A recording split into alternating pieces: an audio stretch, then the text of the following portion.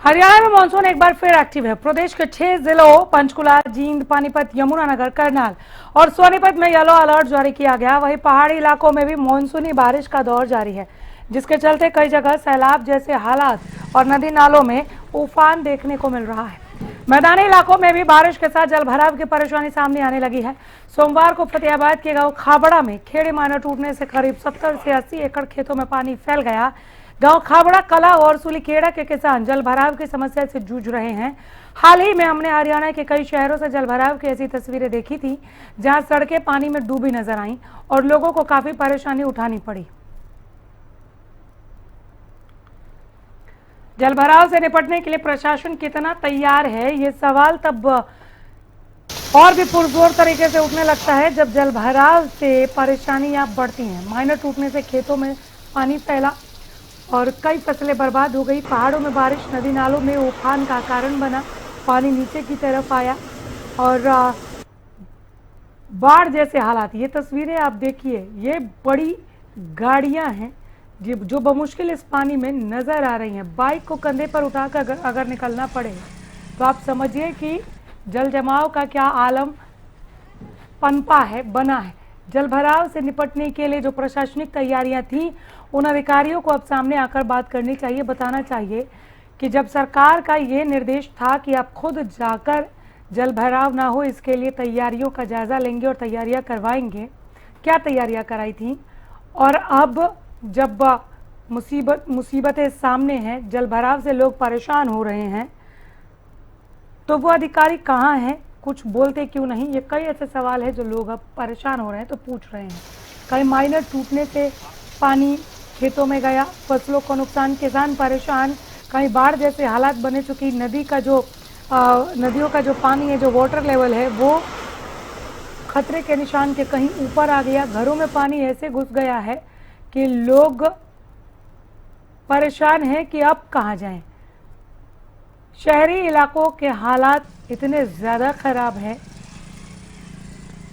ये तस्वीरें जो आप देख रहे हैं, गुरुग्राम, फरीदाबाद, महेंद्रगढ़, सरीखे, कई ज़िलों की मिली जुली तस्वीरें हम आप तक पहुंचा रहे हैं। देखिए, जिनके घरों में पानी घुसा है वो घरों में भी किस तरह से इस वक्त अपना जीवन यापन कर रहे हैं, वो आप समझ पाएंगे तस्वीरें देखकर। माइनर टूटने से, खेतों में पानी घुसने से किसान खासे परेशान हैं।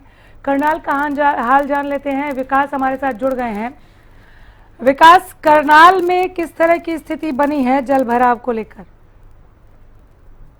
अनामिका, मैं आपको जानकारी दी, जिस तरीके से लगातार बारिश का मौसम बना हुआ, कहीं ना कहीं अभी करनाल में ही आधे घंटे की बारिश हुई, जिसके चलते अभी आपको बता दें जलभराव की स्थिति उत्पन्न नहीं, क्योंकि लगातार नगर निगम की बात करें तो नगर निगम के जो कर्मचारी है वो ग्राउंड लेवल पर काम करते हुए नजर आ रहे हैं, जिसके चलते अभी तक जलभराव की स्थिति उत्पन्न हुई है।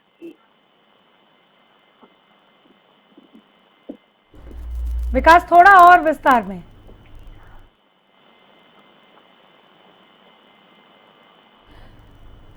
विकास, आवाज मिल रही है आपको? थोड़ा और विस्तार में जलभराव की स्थिति, बारिश कितने एमएम हुई है, कौन कौन परेशान हो रहा है, क्या स्थानीय नागरिकों में या फिर बाजार में व्यापारियों को, बच्चे स्कूल तक या कोई भी अपने गंतव्य स्थानों तक कैसे पहुंच पा रहा है, ट्रैफिक के लिहाज से भी बताएं, फसलों के लिहाज से भी बताएं, किसानों के लिहाज से भी बताएं, थोड़ा और विस्तार में।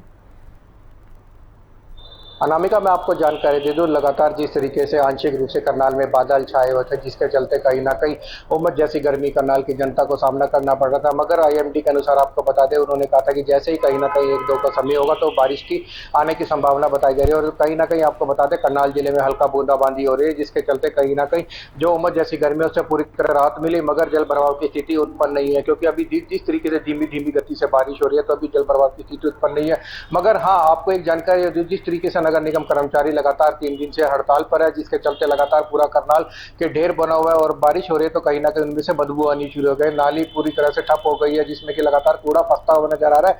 अब देखना है कि जो करनाल है कहीं ना कहीं स्वच्छता में नंबर 1 था और राष्ट्रपति के द्वारा जिसको सम्मानित किया गया था करनाल जिले को, उसके चलते अब करनाल पूरा गंदगी की शहर बना है, क्योंकि प्री मानसून जिस तरीके से एक्टिव होता नजर आ रहा है, बारिश का सीजन बन रहा है, कहीं ना कहीं इसके लिए स्वास्थ्य विभाग की भी दिक्कतों का सामना करना पड़ रहा है, क्योंकि देखा जा रहा है जिस तरीके से स्वास्थ्य विभाग की टीमें ग्राउंड लेवल पर काम करती नजर आ रही थी और जिसके चलते ग्राउंड लेवल पर जिस तरीके से स्वास्थ्य विभाग की टीमें काम करी थी उसको अच्छा रिजल्ट मिला। और आपको बता दें कि कहीं ना कहीं डेंगू की बात करें तो 9 से 10 केस है और आपको जानकारी दें मलेरिया के सिर्फ 6 से 7 केस बताए जा रहे हैं। और अभी जलभराव की स्थिति उत्पन्न नहीं हुई है, मगर फिर भी जो ग्राउंड लेवल पर नगर निगम की टीम है जिस तरीके से हरियाणा न्यूज ने, क्योंकि पहले भी जिस तरीके से प्री मानसून एक्टिव था जुलाई महीने की शुरुआत में और करनाल स्मार्ट सिटी की पोल खोल गई थी, क्योंकि लगातार जिस तरीके से नगर निगम प्रशासन और डॉक्टर करनाल के आनंद कुमार शर्मा उपायुक्त का औचक निरीक्षण किया गया था करोड़ों की लागत से, जिस प्रकार से ड्रेनेज की व्यवस्था की सफाई व्यवस्था की गई थी और मरम्मत कार्य बड़ी तेजी से किया था। एक डेडलाइन रखी गई थी 30 जून के चलते, मगर जिस तरीके से प्री मानसून एक्टिव हुआ तो कहीं ना कहीं जो दावे थे वो पूरी तरह से ग्राउंड लेवल फेल होते नजर और स्मार्ट सिटी की पोल खोलता हुआ नजर आ रहा है। मगर जिस तरीके से हरियाणा ने साहित्य से खबर दिखाई तो कहीं ना कहीं नगर निगम प्रशासन की बात करें या जिला प्रशासन की बात करें,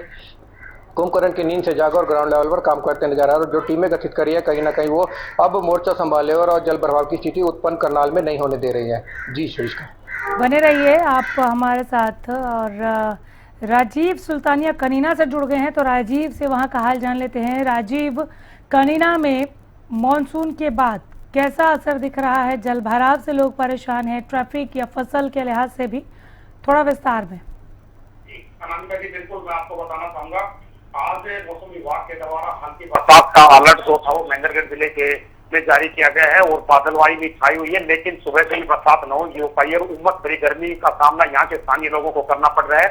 यदि मैं तापमान की बात करूं तो 36 डिग्री के पार जो है महेंद्रगढ़ जिले का तापमान बना हुआ है, वही न्यूनतम तापमान भी 36 डिग्री के आसपास बना हुआ है। क्योंकि पिछले 3 दिन पहले ही यहाँ महेंद्रगढ़ जिले के अंदर बरसात हुई थी, तो उससे काफी तापमान में भी गिरावट देखने को मिली थी और उमस भरी गर्मी से भी यहाँ के स्थानीय लोगों को राहत मिली थी।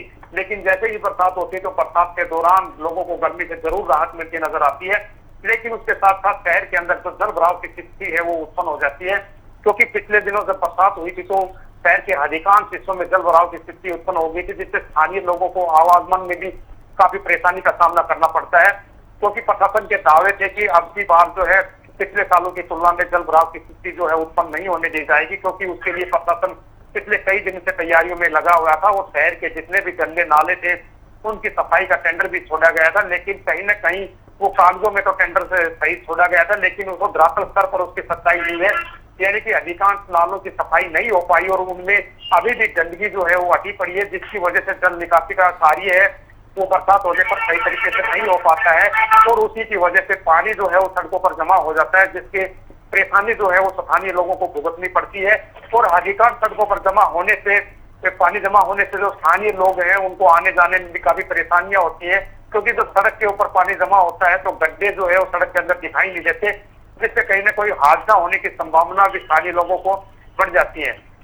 लेकिन अभी पिछले 3 दिन से बरसात नहीं होने से लगातार तापमान में भी इजाफा देखने को मिल रहा है, जिसकी वजह से उमस भरी गर्मी का यहाँ के स्थानीय लोगों को सामना करना पड़ रहा है। लेकिन मौसम विभाग का अनुमान था कि हरियाणा प्रदेश के 6 जिलों में बरसात का येलो अलर्ट जारी किया गया था, लेकिन उन जिलों में उत्तरी हरियाणा और उत्तरी पूर्वी जिले शामिल है, यानी कि यमुनानगर जो बेल्ट है, पंचकुला है, पानीपत है, सोनीपत है, उन जिलों में बरसात का अलर्ट जारी किया गया था। लेकिन महेंद्रगढ़ जिले की बात करें तो यहाँ पर मानसून जो है वो कमजोर पड़ती नजर आ रही है और उसी की वजह से जो उमस भरी गर्मी है उसका सामना यहाँ के स्थानीय लोगों को करना पड़ रहा है।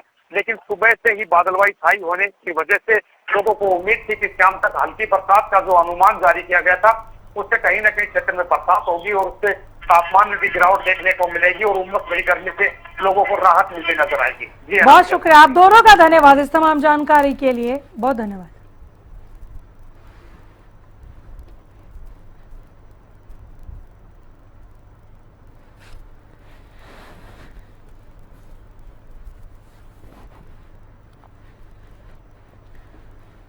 मायने टूटने से खेतों में कहीं पानी फैला, पहाड़ों में बारिश की वजह से नदी नाले में उफान और जब पानी ये नीचे की तरफ आया, पहले ही ज्यादा बारिश की वजह से जल जमाव, जल भराव वो और ज्यादा परेशानियों का सबब बना।